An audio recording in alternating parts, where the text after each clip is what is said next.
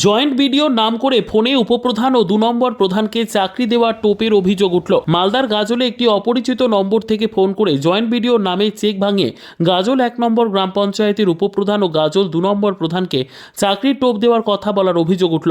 ঘটনায় গাজল থানায় অভিযোগ হয়। গাজল 1 নম্বর অঞ্চলের উপপ্রধান প্রদ্যুৎ সর্দার জানান, একটি অপরিচিত নম্বরে গত মঙ্গলবার ফোন করে বলেন যে আমাদের গাজল বিডিও অফিসে 2টি ভ্যাকান্সি আছে, 25,000 টাকা স্যালারি দেওয়া হবে। এছাড়া বলেন যে আপনি যদি আমার সঙ্গে পার্সোনাল কথা বলতে চান সেটা বলবো। উপপ্রধান এই বিষয়ে কোনো রাজি হননি। এদিকে গাজল 1 নম্বর উপপ্রধান প্রদ্যুৎ সর্দার বুধবার গাজল থানায় লিখিত অভিযোগ জানিয়েছেন। এছাড়াও বলেন শাসক দলের একটি চক্রান্ত জাল, এভাবে বিরোধী দলদের গায়ে কালি লাগানোর চক্রান্ত চলছে বলে জানান। উপপ্রধান জানিয়েছেন জাল প্রতারকদের ধরে দৃষ্টান্তমূলক সাজা দেওয়া উচিত।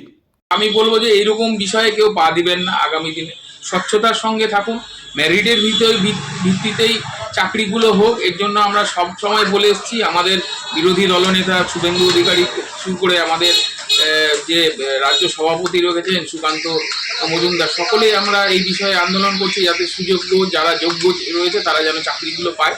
এরকম ভুয়ো কল বা ভুয়ো জিনিসে বা টাকার প্রলোভন দিয়ে চাকরি নেবেন, এটা একটা মানে বর্তমানে রাজ্য সরকারের একটা ট্র্যাডিশন হয়ে গেছে। আজকে গুচ্ছেখানে এক গুচ্ছ মন্ত্রিসভার মন্ত্রীরা যেখানে দেখছেন যে আপনার কারাগারে বন্দী হয়ে রয়েছে।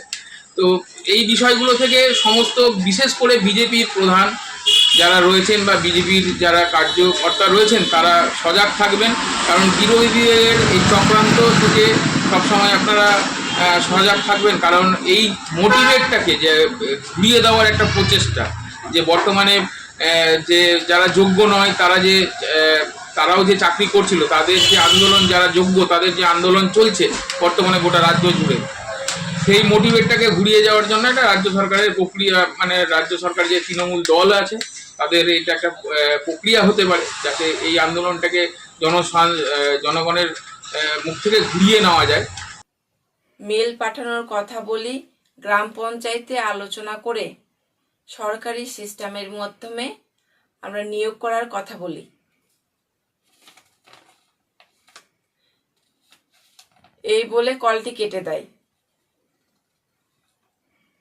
তাই আমার সন্দেহ হয়।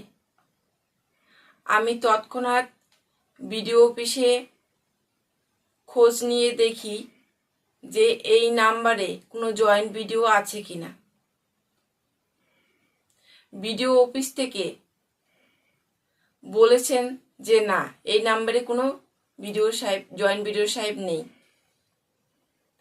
তাই আজকে আমরা থানায় একটা লিখিত অভিযোগ করলাম।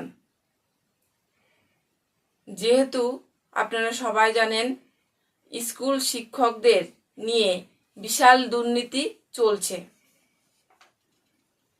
এইরকম একটা বড় দুর্নীতি হতে পারে যেটা অচেনা নাম্বার থেকে কল করে আমার সঙ্গে হয়েছে, এবং বিরোধীদের একটা চক্রান্ত হতে পারে, বা আমাকে কালিমালিত করার জন্য এটা একটা চক্রান্ত হতে পারে।